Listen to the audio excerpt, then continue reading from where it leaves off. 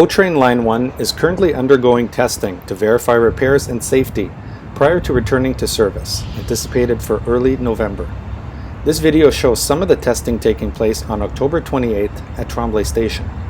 LRVs 1115 and 1110 were operating continuously back and forth along an approximately 500 meter length of the westbound track. This is to verify the repairs that were undertaken on the track and guideway following the September 19th derailment.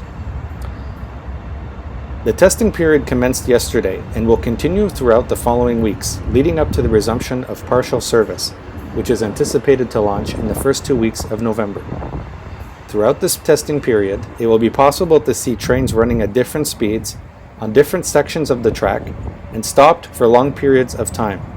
Trains will sometimes run the entire length of track end to end, and at other times may only run for short distances on the line.